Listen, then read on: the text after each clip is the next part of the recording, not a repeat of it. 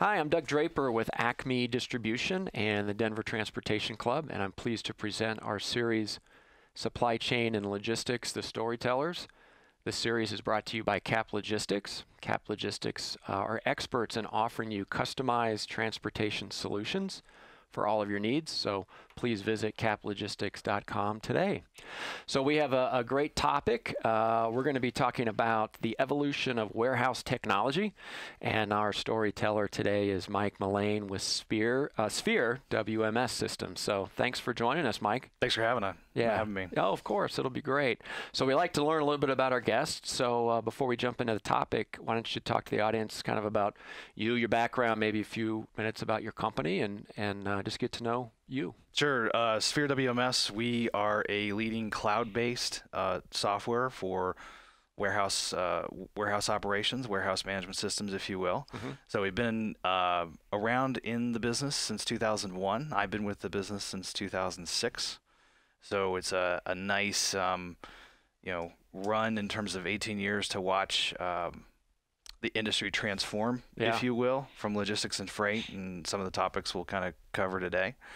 Our customer base is 3PLs, distribution partners, e-commerce fulfillment, focused North America, Canada, Mexico, also some rest of world clients as well.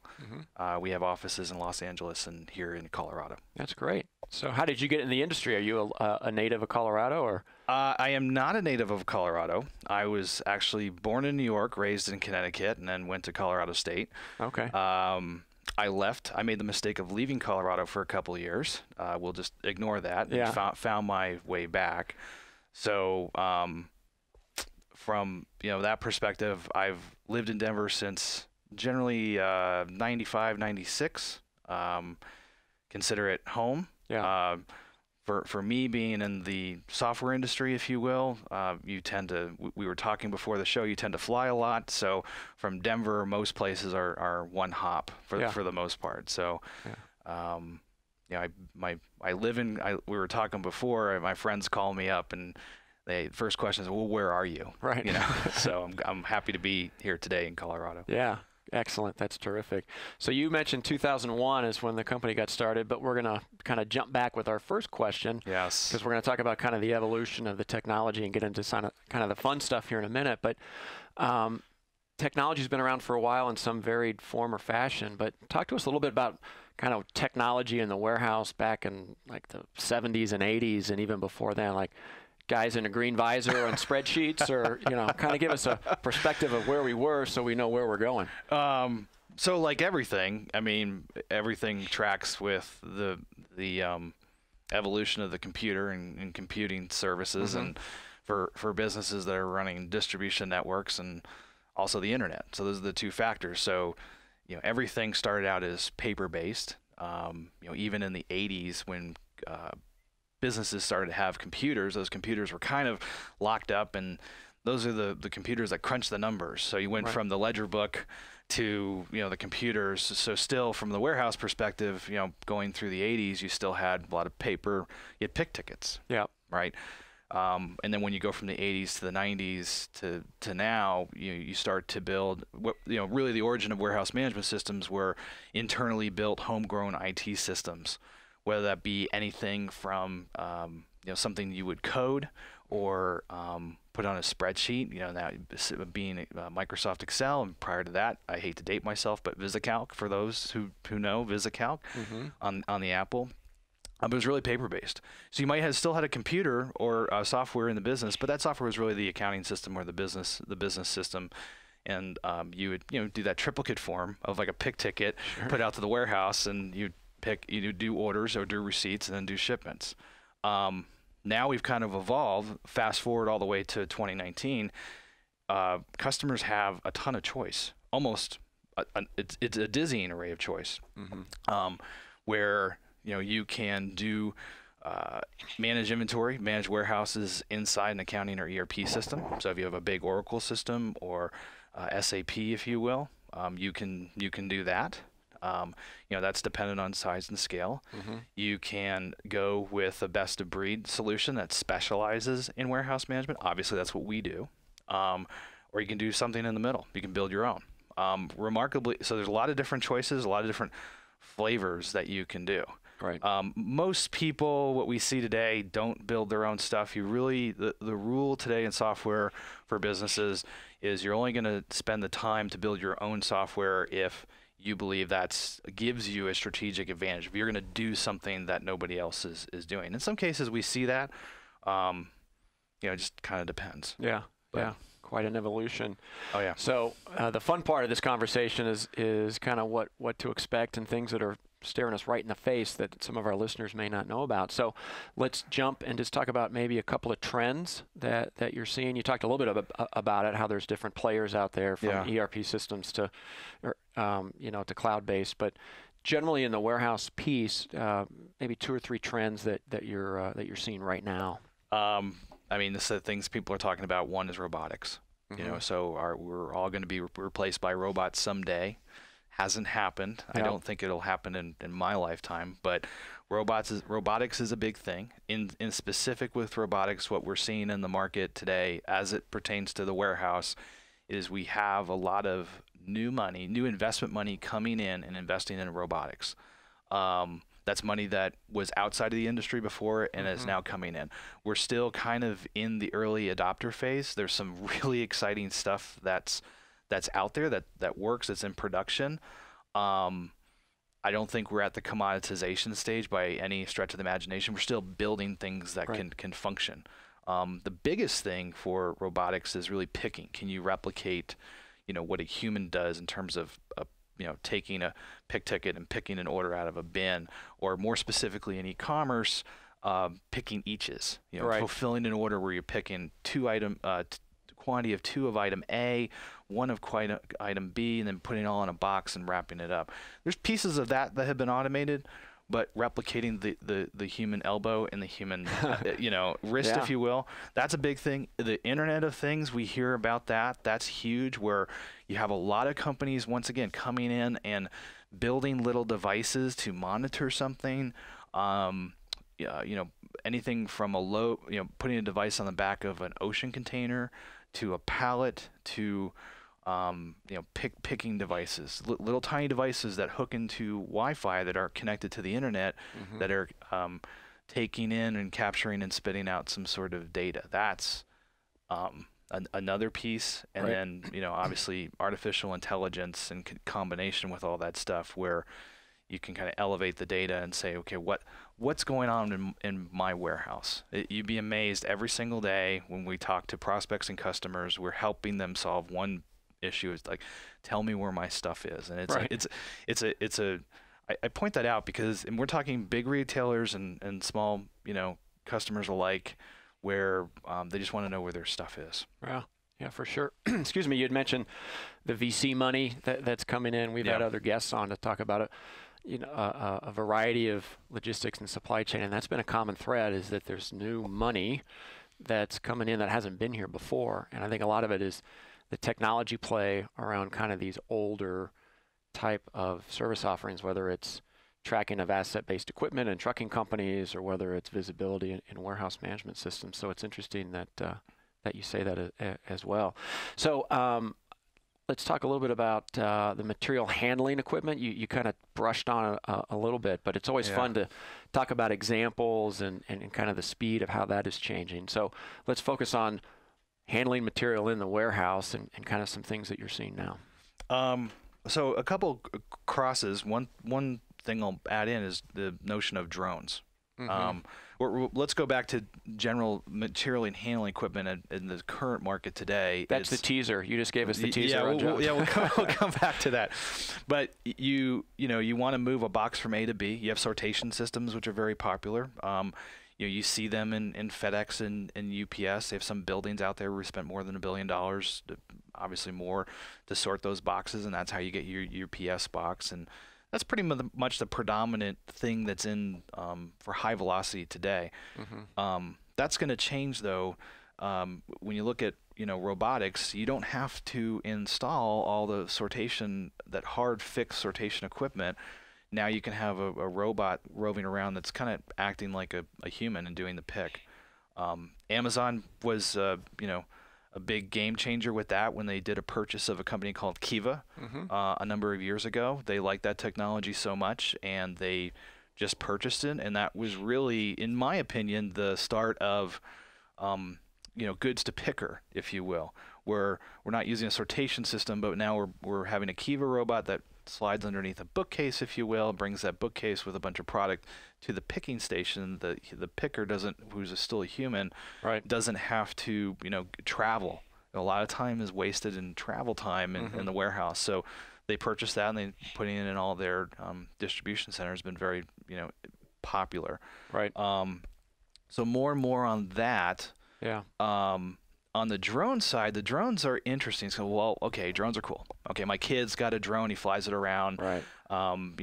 Does some video. Great. How does that apply to the warehouse? Right. Yeah, it's a great question. I'm thinking. Okay. Yeah. Well, you always think of the recreational aspect of it, right? What you just described, people flying things around like a model airplane, but there's applications in all kinds of industries. So if you think about, okay, so let's take one application of cycle counting. Let's cycle count inventory, and we do cycle counts of inventory, so we have an accurate inventory on record. It is something that a lot of customers struggle with. We obviously, as a software maker, we offer options to best practices to help customers with cycle counting. I have yet to find a person, for the most part, that goes, I love to do cycle counting. I mean, we want people to, process a receipt or ship something out quickly, and then when they're slowed down by cycle counting, which you need because you need to manage the asset in the four walls that go against that. So now, let's say if we can put a drone in the warehouse, and let's say we'll have that drone flying around off hours when there's nobody else in the warehouse. It's a closed space, so it's not, the airspace is not regulated by FAA. But if I've got a 40-foot warehouse, think of the labor implications, the insurance implications if I can have a drone go up 40 feet in the air and start doing counting and start consuming that data and flying through the rows and flying through the different levels versus putting a human on a lift 40 feet in the air. So for me as a business owner, instantaneously, if I can avoid that risk for my employee, avoid the risk of an accident, I'm listening right away. And I'm listening right away, and I'm not even asking about, I'm like, tell me more. And then it's not a technology play. I'm just going to do the math and saying, okay, what's my cost of labor? What's my cost of the capital expenditure? And where's the crossover? Where does it make sense for me? So I still think it's, I think you're seeing it in large enterprise. I think, there's been news out there that Walmart's doing some stuff.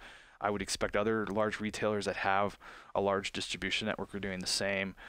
There's a good company out there called Pink, P-I-N-C, that's selling that as a product.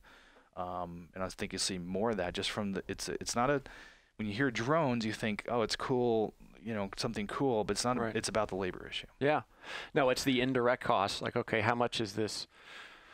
I'm looking at a human, right? And what's my labor rate? But you're saying that really the bigger decision is the indirect cost, which is insurance and safety and things of that nature. So I totally can understand that. So without getting too specific into drones, like how would that work? Is there somebody that still has to program it and flying it around, or is it just like a Roomba vacuum, for lack of a better example, where you just program it in advance and say, see you in a couple hours? And I'm not current on that. I think it still would require a human. Obviously, someone would build software. I think you would be concerned about, then the concern's like, well, what if the robot crashes into the, someone who's, I think right now we're at the stage where you'd have to operate it, and you need to have, someone who flies a drone is not a cheap resource, right?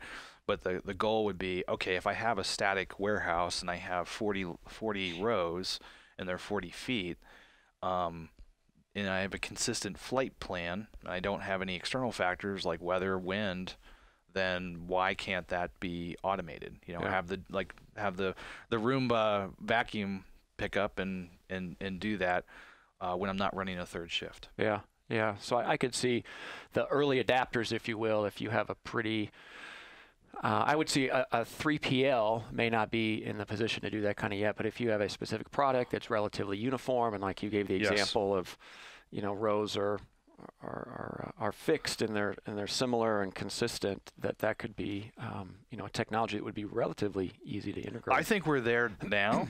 I think it'd be relatively easy to get. I mean, you should have your inventory lined up consistently. Now that's easy. I think it's the pilot thing, and probably the cost of it. I mean, I've seen these devices. They're not the little. From what I've seen, they're not the little kid drones. They're big. They've got multiple. They have to have multiple cameras, optical scanners, if not whatnot. Yeah, interesting. So the other example you gave, excuse me, was kind of the Internet of Things, and that's a buzzword that's used a lot. But just the connectivity that the Internet and systems are designed to connect and give us the visibility and where is my stuff. Yep. Talk a little bit about how that's impacting the warehouse and maybe a few examples of the application. I mean, I think it's ease of implementation. I mean, first of all, Internet of Things is cool, but look at for going to our personal lives, and if you think about home automation, it used to be for home automation, you'd hire a vendor, you'd put some stuff in, and something. Yeah, a lot of hardware. Yeah, and now we find ourselves, I want to go get a smart thermometer. Okay, I'll put that in. Okay, and now I want to get a Ring doorbell. Okay, I'll put that in. And now I got an Amazon Alexa to kind of control that stuff. Or, for me, I as a side story, but I bought some security systems or window contact alarms and put them on certain windows. And in my case, for my teenagers, I wasn't worried about someone breaking into my house. I wanted to see when someone was leaving. But those were all devices that hooked onto Wi-Fi, and they're just little Internet of Things devices that spit out some sort of data. And then the window opens and it goes to my phone and say, hey, this window's open. Oh, that's interesting. Or the garage door. And I take that over to the warehouse. Same thing applies. I think we're going to slide into the little tiny devices that are very cheap, that are going to change how we look at things. Take, for example, Pick-to-Light. Perfect, because I know we talked about that before. Yeah. It's a great example. So Pick-to-Light's interesting. You see just a kind of primer on Pick-to-Light. You see Pick-to-Light where you have maybe at least 2-4 more pickers that are picking variable eaches for different orders, whether it be e-commerce or store orders, if you will. And that's really high velocity. So that's really considered one of the higher velocity pick scenarios. So Pick-to-Light is something where you're on the rows, the bin locations, you're installing equipment, you're electrifying, if you will, and you're installing devices, and they light up bins, and they basically say, okay, pick from bin A, B, C, and pick 2, pick 3, pick 4. And every time you walk up to that panel, you press a button to confirm that you did that pick. So you're not using paper, you're not using an RF scanner or scan gun. You're kind of hands-free, and you're just doing it by sight. So you typically have to have high volume, and you're going to have to install some dedicated hardware and equipment and software to manage all that stuff. Sure. So, interesting company. We're teamed up with a company called Voodoo Robotics in Texas, and they've made little Pick-to-Light devices that they fit in your hand. They run on, I think, AAA batteries. They run for 2 to 3 years, and you stick them on the bin location, and they light up a little LED display, and it says, okay, if you're a picker, pick this order, pick this quantity, and you press the button, and the pick's complete. So all of a sudden, you don't need to have that dedicated hardware, those rows electrified, if you will, and put that that hard installation. Now you've got these devices. And these devices are a couple bucks per month. Right.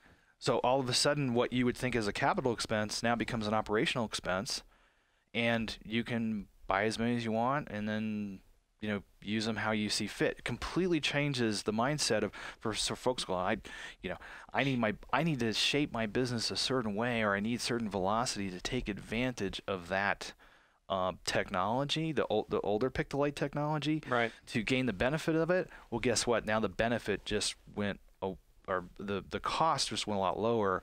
It kind of opens up the market, if you will. So, I mean, now consider that device. You could take that Pick-to-Light device and you could put it on a cart, or you could put it in a temporary location. Yeah, I could see application for the temporary. Yeah, there is no wire. Right. It's a little Wi-Fi device. So, I'll tell you, for us in selling it, it's more a concept sell right now. The stuff works. It's integrated to our system. We just demoed it at a conference down in Savannah last month. Mm-hmm. But you kind of have to educate people saying, look, this is possible. This is, and but those things, it's going to take over everything. Yeah. I mean, because business owners, once they realize that, go, oh, well, I can do that and get the benefit and pay a lower amount of money. Done. Let's go have lunch. Yeah. So Exactly. but we're still in that age of adoption where we're looking at AI and IoT devices and drones, going, okay, that's just really cool stuff, but that's really not for me. Yeah, it's down the road. Right down the road. But I'm telling you, take a look at it, because even if it's not ready for you today, it will be for tomorrow, and tomorrow might be 6 to 18 months out. In the business world, that's super fast. Right. So, and here's if I'm running a distribution center, my concern now is, I've got to pay attention to these technology trends, because if I miss something, then my competitor down the street might be using it and gaining the benefit of it. Right. That's where am I going to put my money, invest, and grow and acquire more customers? Yeah. Yeah, for sure. Yeah. So you mentioned 12 to 15 months down the road. Let's fast forward and put this 30 years out. I know we just have a few more minutes left, but give us a perspective of what a warehouse looks like 20, 30 years down the road. I don't think all the humans will be replaced. I think it could happen, but let's reference back to Ford and building the Model T. Mm-hmm. There are robotics in manufacturing now, but there's still humans that do fit and finish. So I think a lot of that stuff will be, automated for sure. There'll be a lot more data that we'll be swimming in. Mm-hmm. I think the folks will kind of be elevated. They'll be, okay, how do I run a warehouse? It's really more about the data and looking at the reports and driving efficiencies that way. What type of industries do you see that would be kind of early adapters, or folks that would really take advantage of a completely automated warehouse? Right now, in the current state, we're seeing cold. We're seeing temperature controlled, where you don't really have a human, where there's more risk there. Mm-hmm. You're seeing some areas where cold is now being automated, or where we have a labor issue in the United States or in the world. Labor is going up. There's not availability of people, or more for distribution centers where you don't have available land. So like in Europe, you're not in the Great Plains like here we're in Colorado, where you can just go build a warehouse out in Adams County, if you will. You have to go vertical. Yep. So once you start going vertical, you start seeing automation come into that as well.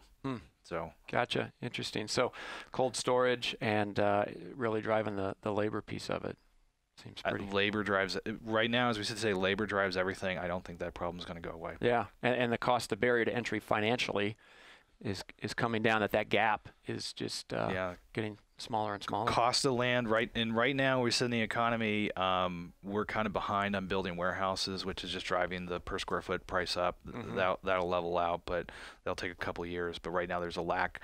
As more e-commerce drives, we see retail being repurposed into distribution centers. Yeah.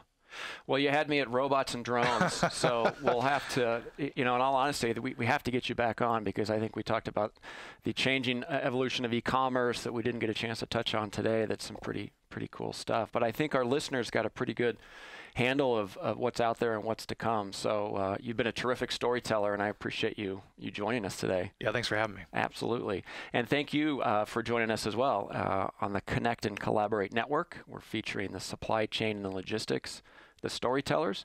Of course, it's brought to you by Cap Logistics. So again, Mike, thank you so much for joining us today. Thanks a lot. All right, see ya.